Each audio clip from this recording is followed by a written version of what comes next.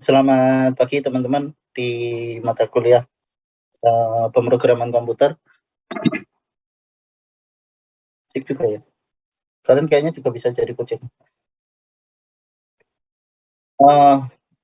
Kemudian untuk pagi ini kita akan membahas sedikit saja, sebenarnya saya nggak pengen terlalu lama, mengenai lanjutan dari mata kuliah pemrograman komputer.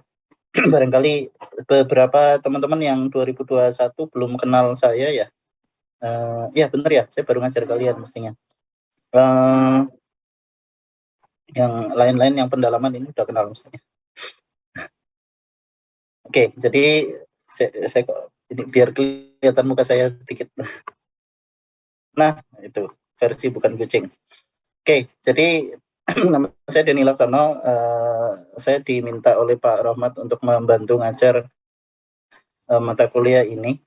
Jadi ceritanya sebelumnya memang saya di plotting ngajar, kemudian aslinya ada bertiga, saya, Pak Cecep, dan Pak Rohmat. Kemudian karena satu dan lain hal, saya dicopot, nggak jadi ngajar prokom. Gitu. Dan ternyata sekarang diminta lagi ngajar di 4 pertemuan terakhir. Jadi insya Allah nanti sampai UAS nanti ketemu saya gitu, dan akan ada soal-soal ujian mungkin dari saya juga.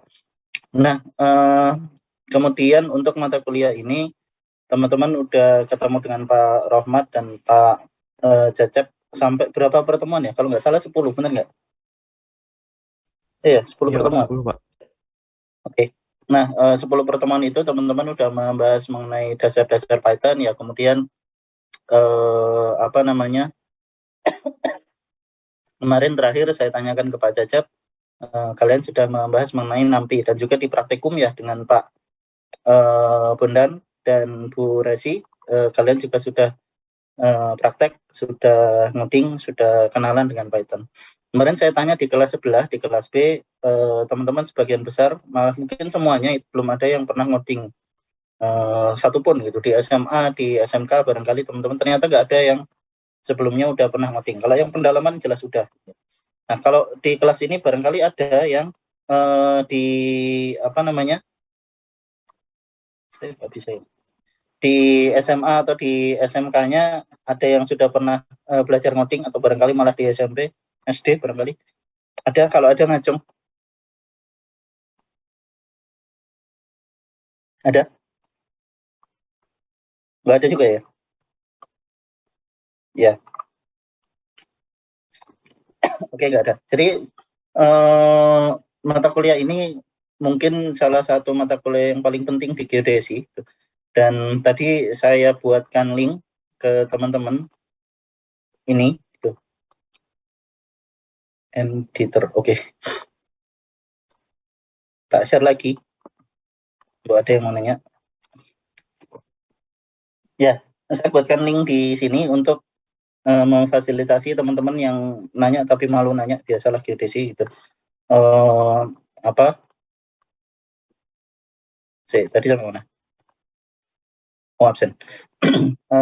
Kalau misalnya dari mata kuliah pemrograman komputer ini yang sebelumnya dari awal ya, awal sekali yang kalian kenalan dengan Python, kemudian kalian install Python ya, kemudian kalian berkenalan menggunakan script Python, menggunakan mengetik dengan Notepad++ misalnya, kemudian ngetik dengan macam-macam. Kalian udah buat program, udah belajar tentang control flow, udah belajar tentang tipe data misalnya, belajar tentang macam-macam. Kalau misalnya ada pertanyaan dari materi-materi yang sebelumnya, silakan ditanyakan kalau misalnya belum jelas. Nanti kalau saya bisa, nanti saya akan bantu jawab. Kemudian khususnya untuk materi mengenai NumPy, saya hanya akan mengulas sekilas saja. Ya, sekilas saja, oke. Ya, kalau masih ada yang belum bisa absen, silakan di chat ya. Sekilas saja saya akan bahas apa yang nanti kita pelajari di mata kuliah ini terkait dengan NumPy, karena nanti teman-teman akan belajar lebih jauh di semester 5. Nanti ada namanya pemrograman spasial. Nah, di situ kalian akan lebih banyak lagi berurusan dengan NumPy. Bahkan mungkin hampir seluruhnya nanti kalian pelajari dasar-dasar NumPy dan turunannya. Ada namanya nanti GeoPandas, turunannya NumPy. Di mata kuliah PCD nanti kalian dengan Mbak Resi, kalian juga nanti akan belajar dengan OpenCV itu juga menggunakan NAMPI di belakang layar. Kemudian ada juga misalnya banyak. Jadi di mata kuliah ini kenapa Pak Rahmat memberikan mata kuliah pemrograman komputer Python ya. Kemudian ada satu modul yang dikenalkan. Kenapa NAMPI? Karena NAMPI ini nanti akan menjadi dasar dari apa yang kalian kerjakan di seterusnya. Ini teman-teman yang pendalaman saya kira beruntung gitu ya, karena dulu mereka pelajarinya pakai C++. Jadi kakak-kakak angkatan kalian, senior kalian, belajarnya menggunakan C++, kemudian mulai tahun ini kita menggunakan Python. Nah, terkait dengan kuliah ini saya mohon maaf karena minggu ini saya masih harus online, masih di luar kota gitu. Nanti insya Allah minggu depan saya udah bisa offline. Kalau nggak ada halangan, mungkin Senin saya udah balik ke Jogja selama 1 minggu doang. Nanti sisanya online lagi, sorry. Ya, jadi itu barangkali ada yang mau ditanyakan sebelum saya lanjutkan dengan pembahasan. Kalau kalian mau nanya langsung silakan diisi di sini ya. Baru 2 ini juga masih sangat umum. Silakan nanya apa aja kalau mau nanya. Nanti sambil saya bahas beberapa hal dari modul yang diberikan oleh Pak Rahmat. Karena ini teori, saya nggak akan banyak ngasih praktek, ngasih ini. Saya kira tujuan saya sebenarnya hanya ngasih motivasi aja, karena bahan untuk belajar banyak sekali. Oke, ada pertanyaan? Sebelum saya lanjutkan. Ya, tadi saya minta saya lanjutkan aja ya. Sambil kalau nanti ada pertanyaan silakan ditanyakan. Tadi pagi saya minta teman-teman untuk belajar, harusnya kemarin, cuma saya lupa ngasih tahu gitu. Tiap kuliah saya kalau mau mulai, biasanya malamnya saya kasih materi gitu. Tapi kalau misalnya saya nggak ngasih materi, teman-teman pelajari sendiri dulu materinya, kemudian nanti di kelas kita cukup diskusi. Saya mungkin nggak akan ngasih banyak semua materi satu persatu gitu, tapi ya males soalnya kan bahannya udah ada tuh, ngapain saya ngasih contoh-contoh lagi gitu kan, mending kita diskusi aja yang asik. Nah, jadi tadi saya minta teman-teman untuk belajar mengenai matriks dan array. Kalau teman-teman memang belum pernah kenalan sama sekali dengan bahasa pemrograman, bahasa Python ini bahasa yang luar biasa gampang untuk dipelajari, gampang banget. Bahkan sampai ada beberapa kursus online yang isinya mempelajari Python itu cukup 4 jam. 4 jam itu belajar dasar-dasar Python itu udah cukup semuanya. Jadi kuliah kita 1 semester itu dipadatkan 4 jam jadi gitu. Dan kalian kalau nyari-nyari kursus di YouTube online itu, YouTube itu kampus gratis gitu kan. Ada sangat banyak yang membahas tentang Python, tentang pengantar ngoding dan lain sebagainya. Kemarin di kelas sebelah ada pertanyaan, Pak, gimana caranya saya ngapalin semua aturan-aturan ini ya, kolom sama dengan, kemudian ada kurung kurawal, ada koma, ada apa, itu gimana cara ngapalinnya. Nah, pertanyaan kalian salah, ngapain diapalin gitu kan. Nggak perlu dihafalin ya. Jadi kalau teman-teman sampai di titik ini, kemarin di ELOK saya ulas ringkas saja. Kemarin di ELOK teman-teman udah belajar tentang algoritma. Jadi barangkali satu pertanyaan juga yang sering muncul itu, kalau kita belajar mengenai pemrograman komputer, apakah teman-teman itu harus bisa matematika? Jawabannya enggak. Saya aja nggak bisa matematika gitu kan. Matematika saya jelek. Nah, apakah kita harus belajar matematika kalau misalnya kita pengen belajar mengenai pemrograman? Jawabannya enggak. Jangan disamakan antara matematika dengan algoritma. Yang perlu dipelajari adalah algoritma, cara berpikir. Ya, dalam ngoding itu teman-teman akan menemukan lebih dari satu cara untuk menyelesaikan masalah. Kalau misalnya saya kasih satu masalah itu, nanti akan ada beberapa langkah yang bisa diambil untuk menyelesaikan masalah itu. Biasanya saya kalau ngasih soal itu bisa diselesaikan lebih dari satu cara. Kayaknya saya udah jadi host. Oke. Recording in progress. Iya, kita mulai lagi. Biasanya rekaman ini saya online kan soalnya. Oke, jadi ketika kita mempelajari mengenai pemrograman, saya ulang sedikit aja nggak apa-apa ya. Yang pertama kali perlu dipelajari itu adalah algoritma. Barangkali Pak Cecep udah ngasih, entah di mata kuliah ini, entah di mata kuliah matematika diskrit, kalian pelajari mengenai yang namanya log O, notasi log O, yang menggambarkan seberapa efisien sebuah program. Kalau saya bikin sebuah program, bikin soal ya, soal ujian kalian, biasanya saya kasih satu soal, yang itu bisa diselesaikan lebih dari satu cara. Nilai saya nanti adalah melihat mana dari teman-teman yang bisa menyelesaikan dengan cara yang paling ringkas. Cara yang paling ringkas untuk menyelesaikan masalah tersebut. Saya nggak peduli kalian salah sintaks ya, lupa apakah ini pakai titik koma atau nggak penting. Nanti saya sampaikan alasannya kenapa. Apakah kalian misalnya lupa kodenya apa sih ini? Gitu. Nggak.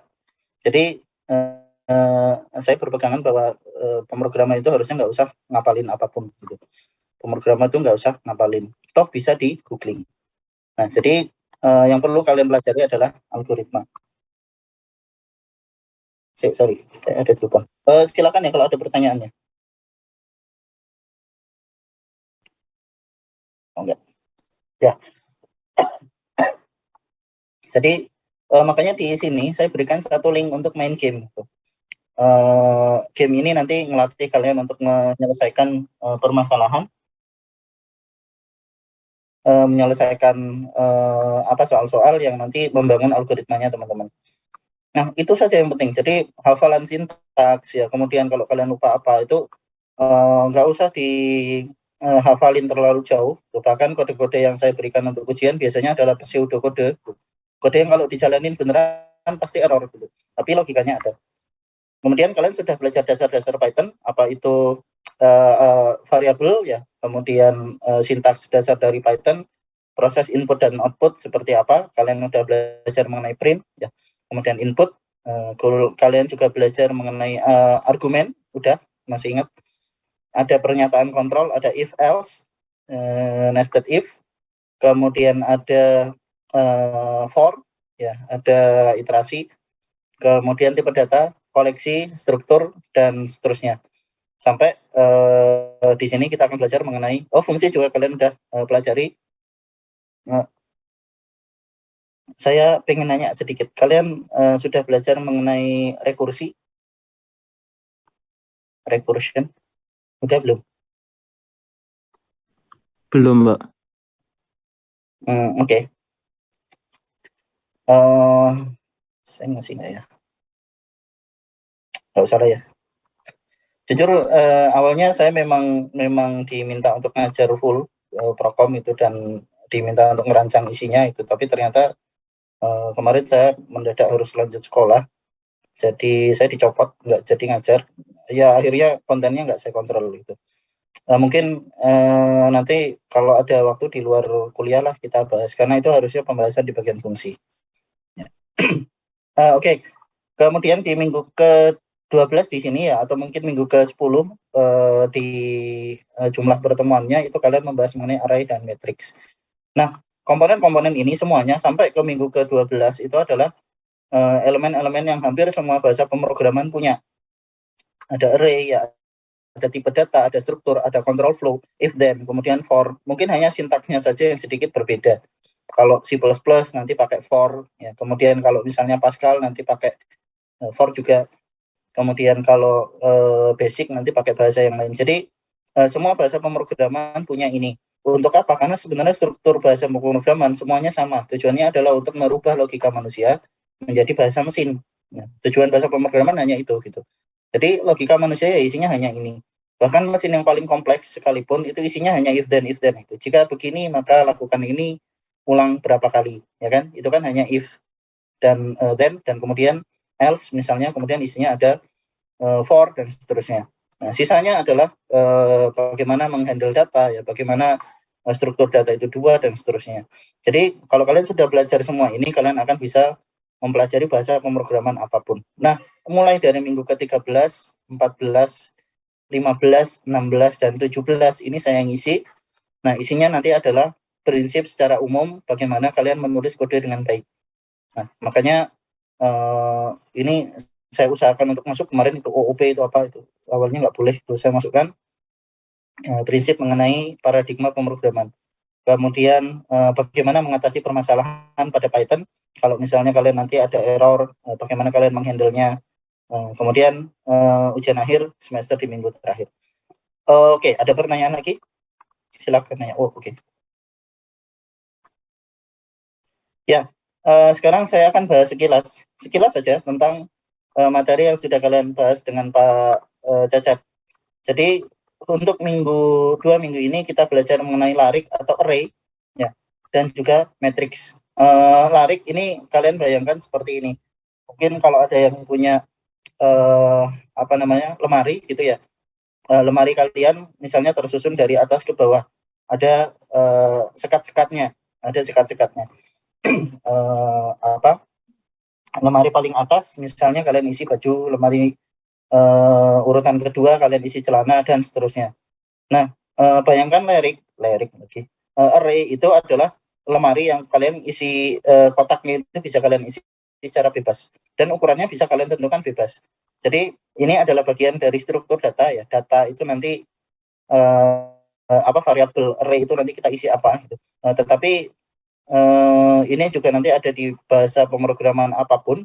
Biasanya kalau kita menyebut larik atau array itu adalah dimensinya 1 biasanya. Nah, atau matriks itu biasanya dimensi 2. Meskipun kita bisa sebut saja matriks dimensi 1 itu sama dengan array. Nah, isinya seperti apa? Isinya seperti ini. Jadi kalau di Python array ya, dan juga beberapa bahasa pemrograman lain saya kira itu ditandai dengan lambang seperti ini, lambang kurung siku. Lambang kurung siku kemudian elemennya. Kalau kita punya array semacam ini ya, ada kurung siku kemudian ada elemen dipisahkan koma, artinya lemari kita isinya ada 3 kotak. 3 kotak, kemudian kotak pertama kita isi 50, kotak kedua kita isi 30, kotak ketiga kita isi 25. Pertanyaan, kemarin kalian sudah belajar ini ya. Kalau di Python bisa nggak satu array saya isi dengan data lebih dari satu tipe data? Ini kan sama-sama integer. Ini sama-sama string. Ya, sama-sama string. Kalau misalnya elemennya beda, yang satu integer, yang satu string, bisa nggak? Monggo, siapa yang menjawab? Bisa, Pak. Bisa. Kenapa bisa? Gunanya buat apa? Ada yang tahu?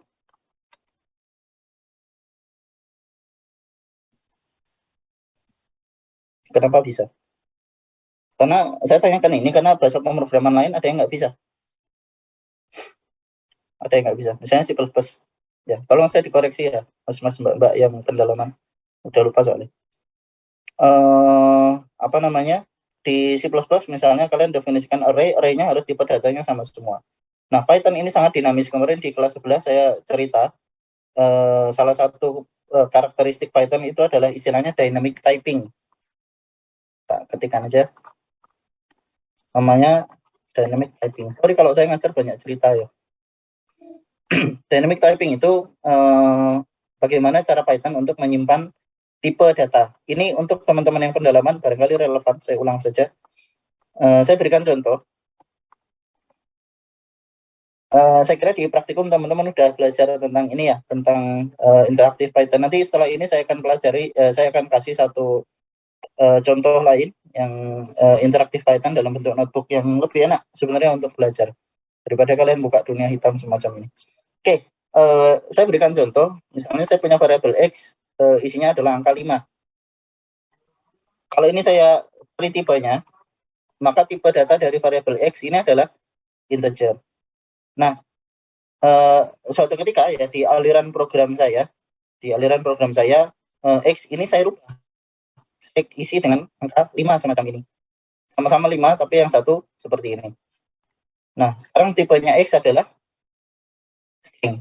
Variabelnya sama persis, ya kan? Variabelnya sama persis, tapi dia ternyata berubah tipenya. Kalau ini misalnya saya isi semacam ini, X sama dengan 5 titik. Tipe datanya sekarang menjadi float. Nah, artinya apa? Artinya begini, ketika teman-teman ngoding dengan Python, salah satu karakteristik unik yang dimiliki oleh Python adalah dia masa bodoh dengan tipe data.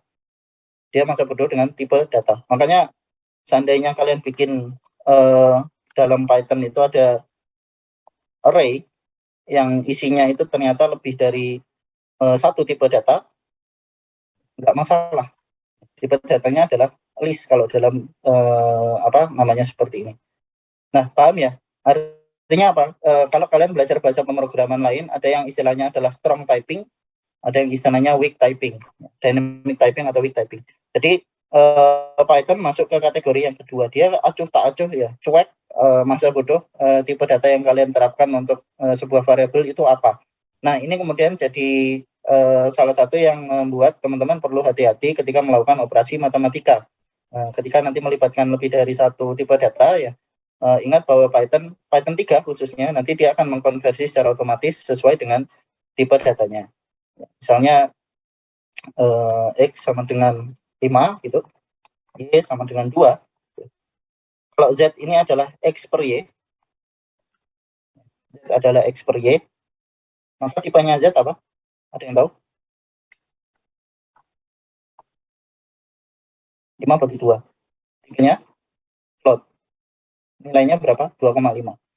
Jadi di Python 3, di Python 3, 5 bagi 2 itu adalah 2,5. Di Python 2, 5 bagi 2 itu adalah 2 nilainya. Nilainya integer. Kenapa? Integer bagi integer. Nah, tapi di Python 3 semuanya dinamis. Gitu. Artinya kalau saya mau membuat operasi matematika yang di situ melibatkan salah satunya ada float, maka dia akan otomatis dikonversi menjadi float. Nah, ini kalian perlu hati-hati. Oke, nah kenapa ini penting? Karena ternyata dengan list ini kita bisa nyimpan banyak sekali data. Karena tujuan dari list itu memang biasanya digunakan untuk menyimpan data. Nanti ada satu tipe data lagi, saya nggak tahu ini udah diajarkan atau belum. Dictionary, udah diajarin dictionary belum? Sudah, Pak. Oke. Nah, jadi perbedaan antara list dengan dictionary adalah kalau list itu elemennya satu, dictionary elemennya ada key dan value, K dan V, KVP. Key dan value, ada kunci dan ada nilai dari kunci tersebut. Nah, kalian nanti ketika ngoding, kalianlah yang milih tipe data apa yang akan saya pakai. Oke, lanjut. Array dimensi 1, ya pokoknya dimensinya 1, saya nggak usah bahas. Dimensi 2, seperti ini, dimensi 3, dan seterusnya. Jadi, metrik dalam bahasa pemrograman itu jangan dibayangkan, kalau tadi saya ngasih analogi seperti lemari, jangan dibayangkan harus punya dimensi yang ada di dimensi dunia nyata. Dimensinya 4 itu bisa saja. Dimensinya 5 atau 6 dan seterusnya itu juga bisa saja. Nah, jadi yang perlu kalian perhatikan adalah struktur logikanya. Ini yang sering bingung. Maka ketika kalian misalnya melakukan operasi semacam ini, ya, operasi untuk melakukan iterasi ya, pada metrik dimensi 2. Nah, kadang-kadang kalian bingung, kenapa harus ada 2 for? Ada yang masih bingung? Saya kira udah dijelaskan ya di praktikum. Kenapa harus ada 2 for? Oh, yang pertama iterasi khusus baris saja, yang kedua iterasi kolom. Jadi iterasi ya perulangan itu dijalankan satu persatu. Baris dulu 1, kemudian kolom 1, 2, 3, 4. Baris kedua kolom 1, 2, 3, 4. Baris ketiga kolom 1, 2, 3, 4. Sehingga semua elemennya dilengkap. Nah, inilah sifat dari sebuah list. List tadi memang isinya bisa macam-macam gitu kan. Seperti ini. Isinya bisa macam-macam. Nah, tetapi BTW ini saya nge-share apa? Oh ya, yes. Tetapi untuk mengakses setiap elemen, ya, untuk mengakses setiap elemen kita harus lakukan iterasi agar isinya ini keluar. Gitu. Kita keluarkan tiap isi dari elemen matriks itu satu persatu. Ya, saya kira sampai di sini teman-teman udah paham. Nah, sekarang kita akan belajar mengenai NumPy sedikit saja. Oke, jadi salah satu powernya Python itu sering disebut dengan bahasa lem, ya, glue language. Bahasa lem. Kenapa? Karena dia sangat fleksibel. Dia sangat fleksibel, dia bisa digabungkan dengan bahasa apapun. Bahkan banyak bahasa yang punya pengantar dengan bahasa Python. Kita mau ngoding di C++, nanti kalian belajar mengenai machine learning, deep learning, misalnya di semester 5, semester 6, kita mau ngodingnya di C++, ya, dengan NVIDIA misalnya. Kemudian, jadi kalau teman-teman yang suka main game, geodesi juga belajar bikin game. Nah, itu kakak-kakak kalian ini, Nadia sama Karin kemarin bikin game. Nanti bisa ditanya. Ya, jadi, sorry. Dari bahasa C++ ya, bahasanya beda. Tapi dia bikin antar muka dengan bahasa Python, karena bahasa Python itu mudah. Nah, salah satu keuntungan dari glue language ya, bahasa lemnya Python itu adalah dia bisa mempunyai modul istilahnya atau library. Modul ini adalah sesuatu yang dibikin oleh orang lain yang dipasangkan ke bahasa Python. Jadi sebenarnya script saja. Sebenarnya isi dari modul NumPy ini adalah fungsi-fungsi gitu. Isinya fungsi-fungsi. Seperti kemarin mungkin kalian sudah menggunakan modul matematika, fungsi-fungsi matematika. Nah, NumPy atau numerical Python itu dipakai untuk menyimpan fungsi-fungsi yang gunanya untuk operasi-operasi numeris. Gampangnya gini, kalau kalian kenal bahasa pemrograman MATLAB, ya, Matrix Laboratory, maka Matrix Laboratory atau Mathematical Laboratory, saya nggak hafal. NumPy ini adalah versi gratis dari MATLAB. MATLAB itu berbayar, makanya kita nggak pakai. Ya. Mungkin kalian nanti jumpai di mata kuliah lain, tapi saran saya kalian gantikan dengan NumPy, itu cukup. NumPy ini bisa menggantikan MATLAB. Nah, sorry. Nah, jadi NumPy ini modul yang dibikin oleh orang yang dengan modul NumPy ini maka kita punya sebuah list sama seperti yang di atas tadi, list sama ya, yang diurusi adalah list juga, tetapi power up. Jadi dia bukan hanya sekedar list biasa, bukan hanya list biasa, tapi kita anggap kita bikin agar list ini dipahami oleh komputer sebagai sebuah matriks. Bedanya apa? Bedanya tadi, kalau misalnya kita pengen mengoperasikan antara bil dengan bil ya, ada dua list, array dimensi 1, array dimensi 2, yang pertama namanya bil, yang kedua bil hurufnya besar semua. Ingat dalam Python sifatnya adalah case sensitif. Ya, huruf besar dan huruf kecil dianggap berbeda. Nah, oke, jadi array dimensi 1 sebagai list dengan nama bil, yang kedua ini adalah bil juga tapi huruf besar. Kalau kita simpan ini hanya sebagai list biasa ya dengan cara semacam ini, maka ketika kita mau menjumlahkan kita harus iterasi. Bilnya kita iterasi 3 kali ya, bil yang atas, bil yang bawah kita iterasi 3 kali, kemudian baru kita jumlahkan. Kenapa? Karena kita perlu baca elemennya satu persatu.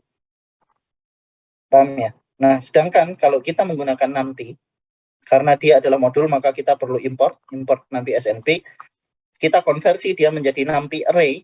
Ya, kita konversi dia menjadi NumPy array, maka NumPy ini akan sudah dibaca sebagai sebuah matriks dan kita bisa operasikan. Kayaknya sih kalian sudah belajar ini dan sudah paham. Jadi saya akan skip ini agak cepat. Saya lihat kalian malah udah belajar mengenai ND-iter, itu kan artinya kalian udah belajar juga mengenai operasi-operasi array. Oke, ada yang mau ditanyakan?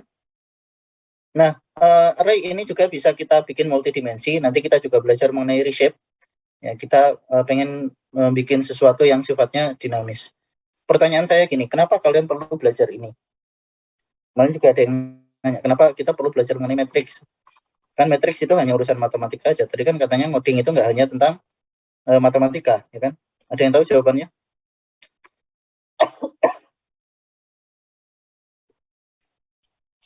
Ya, oke lah, nanti kita bahas. Intinya gini, dengan menggunakan NumPy, kita perlakukan list itu sebagai sebuah matriks.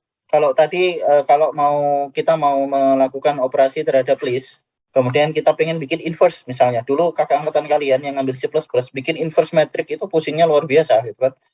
Tiap elemen harus dibaca dulu ya dengan C++, array-nya dibongkar dulu. Kalau dia misalnya dimensi 2 ya, dimensi 2 kita buat inverse-nya, dicari dulu determinannya gitu kan. Kemudian baru kita lakukan operasi matematika untuk dapat inverse-nya. Ada beberapa macam cara untuk mencari inverse ya. Kalau kalian baca bukunya Gilani ya, bukunya Gilani judulnya apa? Aku lupa. Judulnya apa?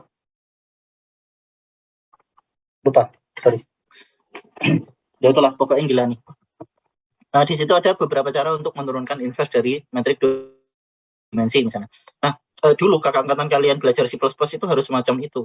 Nah, dengan NumPy ini semua digantikan hanya dengan satu baris saja, np.lin alg linear algebra .inv inverse dari matriks D.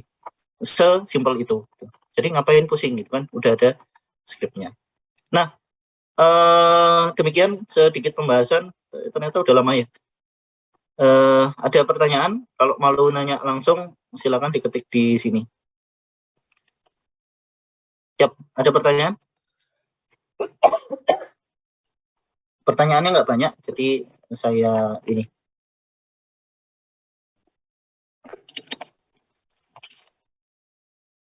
Oke.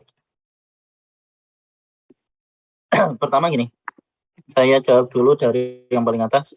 kenapa programming sangat penting untuk mahasiswa geodesi? Bukan hanya untuk mahasiswa geodesi ya, semua mahasiswa sekarang kayaknya belajar programming. Kenapa? Jawabannya gini. Geodesi itu belajar apa sih? Geodesi itu belajar apa? Tujuan kita belajar geodesi itu adalah memindahkan dunia nyata ke dalam model, benar nggak? Tujuannya geodesi itu memindahkan dunia nyata ke dalam model. Dunia nyata maksudnya apa? Misalnya kalian ngukur dengan TS. Kalian ngukur dengan TS di lapangan, gitu kan, sekarang udah masuk ke lapangan nih. Ada jarak lebar jalan, misalnya lebar jalannya sekian, kalian ukur. Entah dengan meteran, kita ukur. Atau kalian ukur misalnya beda tingginya berapa dan seterusnya.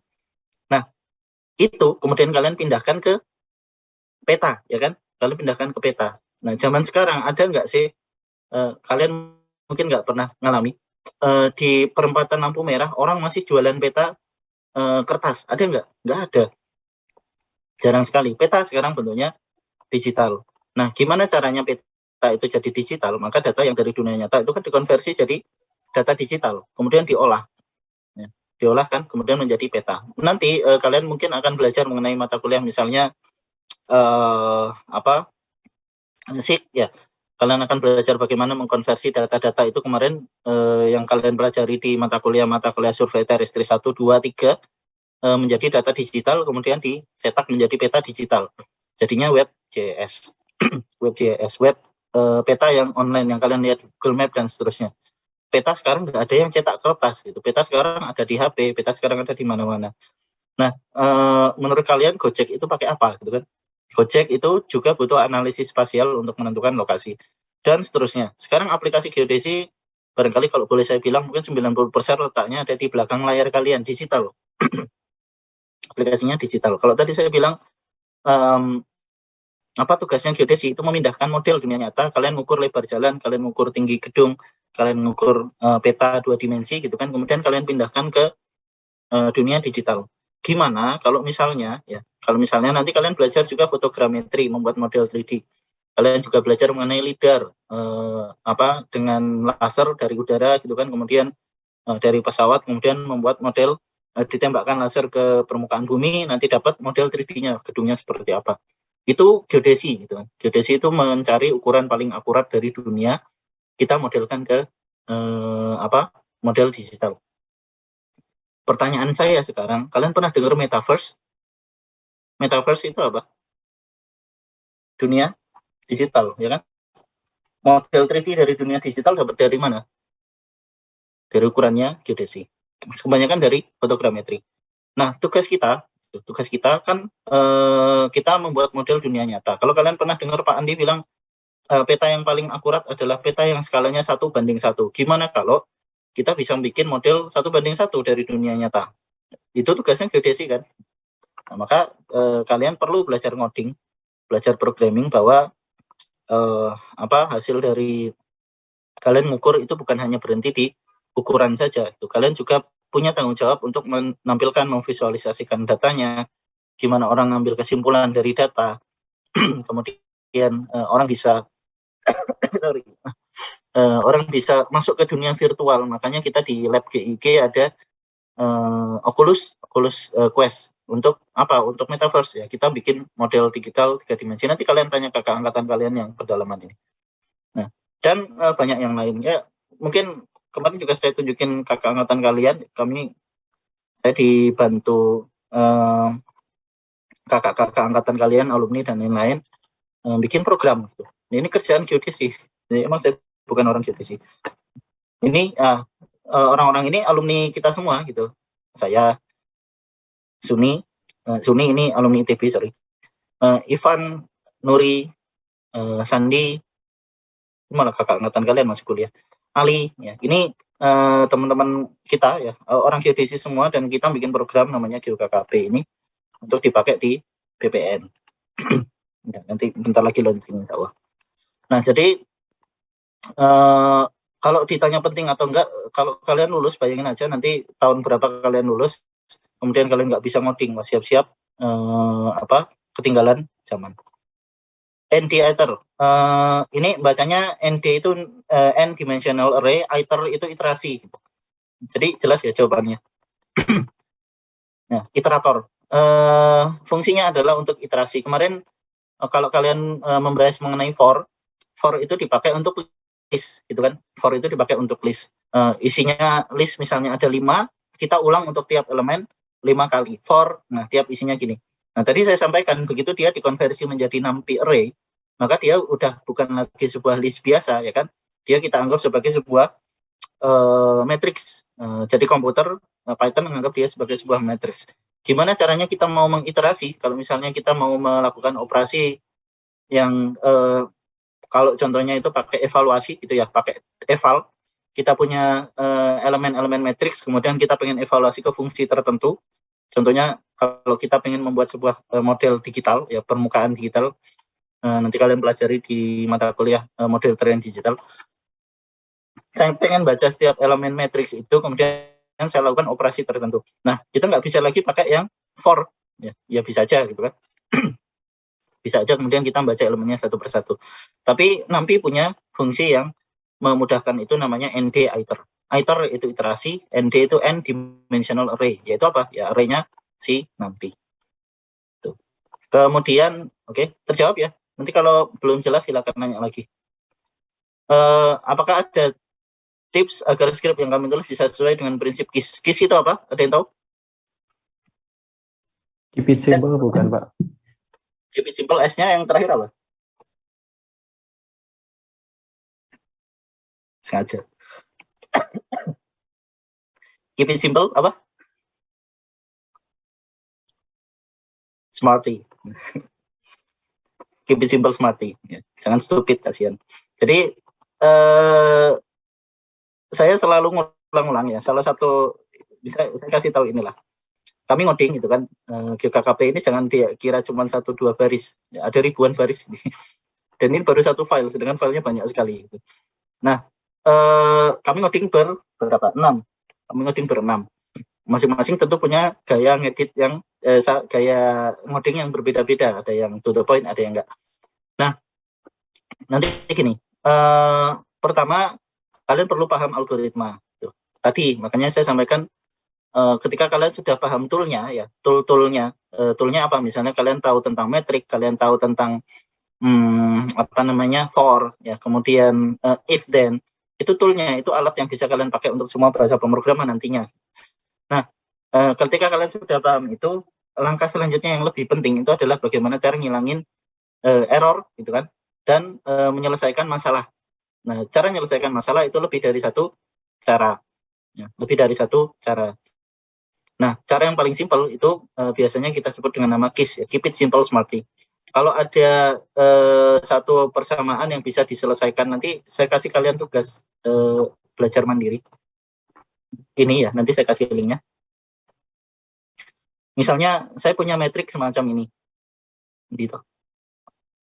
Ya, anggap aja inilah. Gitu. Saya punya metrik semacam ini. Metrik ini itu bisa dibikin dengan banyak cara. Kalian bisa bikin variabel di luar dulu, ya kan?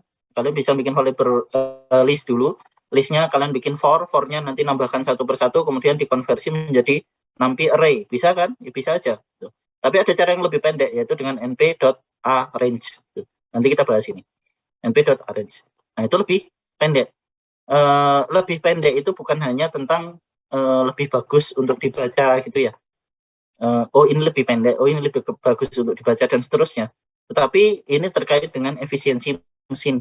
Jadi tadi kan saya tanyakan, kalian sudah belajar tentang notasi Big O. Ya. Big O.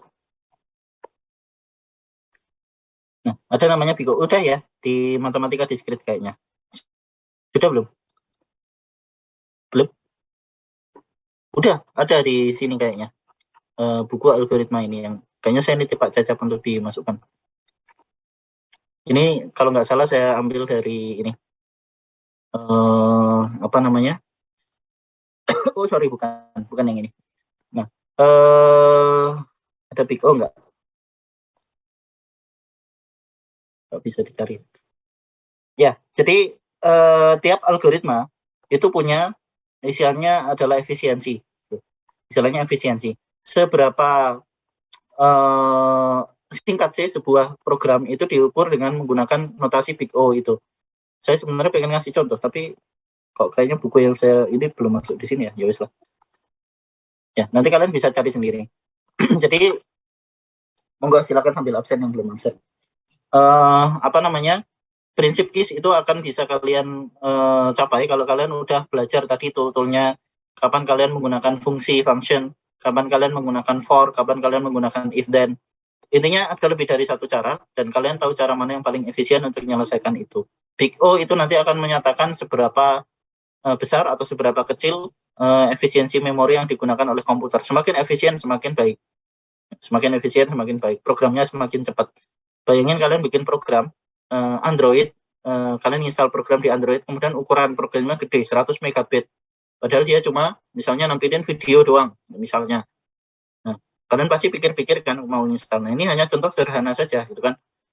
Program yang lebih efisien, lebih kecil, itu jauh lebih baik. Nah, apalagi nanti kalau kita ngomongin big data. Nah, itu intinya.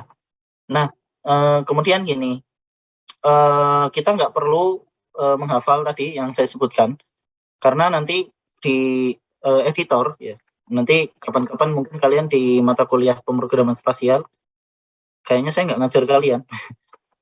Saya harusnya berangkat bulan depan. Apa namanya, di editor ini kemarin juga saya tunjukkan ke kelas sebelah, kalian nggak perlu hafalkan error, kalian nggak perlu hafalkan, oh ini nanti apa namanya, harus ini masuk sekian baris. Kenapa? Karena aturan-aturan ini nanti ada koreksinya sendiri dari IDE, Integrated Development Environment. Nah, misalnya kemarin saya contohkan begini, kalau saya salah kasih satu spasi aja gitu, ketika ini saya kompilasi, gitu, mesin itu nanti akan ngasih koreksi, ini loh ada salah di sini, gitu. Ini ada salah di sini, ini harus dibenarkan. Gitu. Ketika nanti saya kompilasi, nanti dia akan ngasih error, errornya di mana, line berapa, gitu. Line berapa, nah itu yang saya koreksi. Jadi makanya nggak usah dihafalkan. Intinya yang perlu kalian fokuskan hanya tentang algoritma saja. Oke, terakhir silakan ya kalau ada yang mau nanya. Apakah bisa programming tanpa mempelajari algoritma dulu? Nah, kemarin saya sampaikan juga di kelas sebelah, adalah salah kalau kalian belajar ngoding, kemudian kalian dilarang untuk kopas. Kalian dilarang untuk kopas. Justru kopas itu adalah salah satu cara belajar ngoding yang paling cepat. Ya. Kemarin saya bilang, saya di SMP bikin game. Saya bikin game di SMP kelas 2. Pakai bahasa Visual Basic namanya. Dan itu seluruhnya kopas. Tapi dari situ akhirnya saya belajar, saya modifikasi, saya bikin yang lain. Nah, apakah bisa programming tanpa mempelajari algoritma dahulu? Yang jelas gini, tiap orang itu punya style belajar yang beda-beda. Ada yang belajarnya harus runtut, gitu kan, harus mengikuti modul dulu. Ya, mungkin ada beberapa yang seperti itu. Wah, ini saya harus pelajari semuanya dulu, baru saya bisa ngoding. Kalau saya nggak punya waktu. Dan kita nggak punya waktu. Basic kita bukan computer science. Gitu. Basic kita geodesi, yang kita masih mikir yang lain juga. Nah, makanya cara belajar saya adalah saya ngoding dengan project. Saya nyari-nyari contoh project, tutorial di internet, gitu kan. Bahasa apapun, pokoknya passion saya aja. Saya pengen bikin ini gitu. Saya pengen bikin aplikasi Android yang bisa begini. Cari aja contohnya, gitu kan, di internet. Ada banyak, saya yakin banyak sekali. Gitu. Kemudian ikuti aja itu sampai selesai. Apakah itu belajar algoritma? Enggak, kan cuma ngopas, ya kan? Cuma ngopas punya orang. Tapi dari situ justru kalian akan berlatih paham ya, oh ternyata strukturnya semacam ini. Ya, dengan ngoding hanya dengan kopas saja, dengan kopas kalian modifikasi dikit-dikit. Oh kalian paham letaknya ini di sini. Oh kalian paham letaknya. Oh ini bisa lebih efisien lagi dengan cara semacam ini. Nah itu cara belajar yang menurut saya lebih cepat gitu kan dibandingkan kalau kalian belajar semuanya tekstual dulu. Lupakan aja materi yang ada di kampus itu. Di luar ada banyak. Nah ini kan di kampus ya. Di luar ada banyak materi yang lain yang lebih banyak dan lebih bisa kalian ikuti. Oke, ada pertanyaan lagi? Kalau nggak ada, saya berikan link ini untuk latihan. Nanti silakan dicoba. Perlu saya bahas nggak? Saya tak share dulu. Silakan dibaca di chat.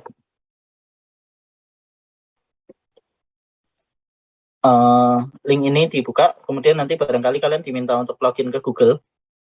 Itu kemudian ada di ujung sini kayaknya nanti ada satu tombol untuk copy to my Google Drive atau apa gitu. Silakan kalian klik itu. Nanti di depannya ada copy contoh bla bla bla. biar kalian nggak modifikasi ini. Oke, jadi di sini ada contoh-contoh latihan. Sebelumnya saya dulu, kemarin kalian belajar Python dengan dunia hitam semacam ini. Ya. Dunia hitam, ini nggak salah, ya nggak salah, tapi jarang sekali Python dipakai di sini. Ya. Python jarang sekali dipakai di konsol langsung begini, kecuali untuk keperluan debug. Nah, saya kenalkan satu environment Python, meskipun ini kayaknya saya akan dimarahi ini kalau saya kasih ini, nggak apa-apa. Nanti kalian pelajari juga ini di mata kuliah pemrograman spasial. Jadi ini namanya adalah Google Collaboratory. Nanti di PCD juga kalian belajar ini ya. Isinya adalah ada dua, yang satu kode, yang satu teks. Ini baris kode ya semacam ini. Yang ini adalah baris teks. Baris yang kode itu kalian bisa jalankan. Sama seperti konsol di Python biasa. Nah, seperti ini, import nanti SNP, itu berarti ini meskipun di browser dia menjalankan Python di belakang layar, kemudian dia mengimport nanti SNP. Nah, selanjutnya, ya, tiap baris ini kemudian bisa kita jalankan. np.zeros 5, misalnya saya rubah jadi 10, ya, 19 misalnya. Nah, maka dia memanggil fungsi numpy.zeros sampai ke bikin 19 titik kosong. Nah, dengan cara semacam ini kalian bisa latihan ya, sambil ngedit, sambil ngetik, dan lain-lain. Kemudian kalian bisa langsung jalankan, melihat hasilnya di bawahnya. Kalau error nanti dimodifikasi. Nah, silahkan dibaca notebook yang sudah saya buat ini. Silahkan dicoba-coba, dimodifikasi. Apa namanya? Ini ada yang ke hidden, nanti dibuka aja. Errornya apa nanti kalian pelajari. Ini errornya karena atasnya belum saya jalankan. Dan seterusnya, kemudian di bagian bawah ada beberapa latihan. Jadi ini saya ambil dari tes formatif yang ada di modul dari Pak Rohmat. Ya, nomor 1 semacam ini. Gimana caranya kalian menyelesaikan dengan lebih efisien. Ada cara nggak efisiennya, ada cara efisiennya. Kemudian ini juga dari Pak Rohmat. Ada soal dari saya, ya, buat sebuah metrik ukuran 5x5.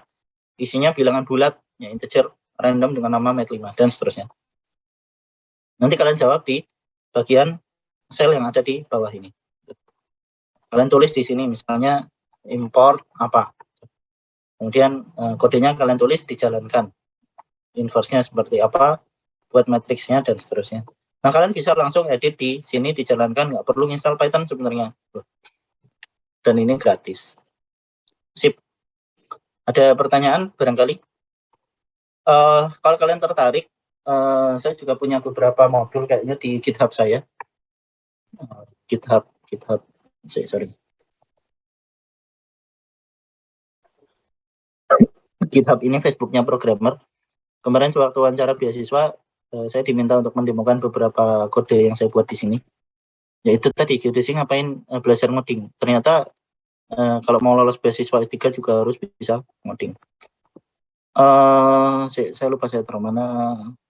Ini ada beberapa script yang meskipun ini kayaknya sih cocoknya buat nanti kalian belajar di mata kuliah pemrograman spasial. Tapi kalau kalian pelajari sekarang nggak ada masalah. Ada videonya, ya, ada tutorialnya. Ini semua bahasa Python. Ya, silakan aja di otak-atik. Ya, ada pengantarnya, ada panduan, ada slide. Ya, jadi lengkap. Ini kemarin saya isi buat kakak angkatan kalian, atau mungkin kalian ada yang ikut malahan ya. Kemudian ada beberapa juga yang lain, repositori kode saya yang saya taruh di GitHub. Semuanya di Google Colab. Ini nanti kalian pelajari di PCD. Ini juga pakai numpy, gitu. Pakai numpy. Jadi kalian bisa lihat bahwa numpy itu ternyata bukan hanya untuk mengurusi angka, bukan hanya untuk mengurusi angka. Dimensi matriks ini, matriks yang dimensinya semacam ini, ya, adalah cara untuk nyimpen data. Data itu nggak harus dalam bentuk angka. Bisa saja ini adalah sebuah gambar. Gambar itu kan matriks, ya kan? Jadi kita bisa memanipulasi gambar, yang olah citra, kalau yang sukanya remote sensing atau fotogrametri, kita bisa pakai matriks. Nah, kalau yang sukanya data big data, misalnya kita bisa isi ini, satu elemen ini dengan Twitter, misalnya data Twitter. Kemudian kita melakukan operasi terhadap data Twitter tersebut. Ya, misalnya kita nyari lokasinya yang di Jogja dan seterusnya. Kemudian kita bisa analisis macam-macam dari situ. Ya, silakan dipelajari link ini ya. Kalau ada masalah silakan disampaikan. Kalau ada pertanyaan silakan disampaikan juga di sini boleh. Ya, monggo. Ada yang mau ditanyakan? Saya ganti lagi deh. Ya, oke. Ada yang mau ditanyakan? Nggak ada? Kalian yakin kalian bisa jawab soal saya ujian? Ya, video ini nanti barangkali video-video semacam ini akan saya taruh di YouTube. Jadi kalau kalian mau belajar, kalian bisa nonton rekaman kuliah. Tapi bedanya kalau rekaman kuliah kalian nggak bisa nanya gitu. Nah, sekarang kesempatan nanya, silakan. Kalau misalnya nggak ada yang mau nanya, ya monggo. Nanti kita ketemu di ujian. Dan soal saya ya silakan tanya ke kakak angkatan, soal saya susah. Untuk mata kuliah pemrograman. Oke, kalau nggak ada saya kira cukup. Nanti silakan dilanjutkan. Kayaknya hari ini juga kalian ada praktikum dengan Mbak Resi atau Mas Bondan. Nanti kalau ada pertanyaan di luar kuliah juga boleh, silakan WA saya. Gitu ya. Oke, cukup saya kira. Dan saya stop dulu recordingnya. Recording stopped. Sorry, ada yang masih belum bisa absen?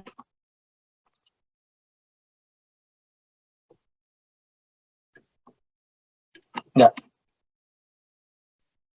Ya, sip. Barangkali setelah ini juga kalian ada agenda di kampus, jadi saya tutup aja. Terima kasih untuk kehadirannya. Yang absen tadi udah saya simpen chatnya. Ya, nanti kalau ada yang ketinggalan silakan di chat. Saya tutup, terima kasih. Assalamualaikum warahmatullahi wabarakatuh. Waalaikumsalam. Terima kasih, Pak. Terima kasih, Terima Pak. kasih, Pak. Terima kasih, Pak.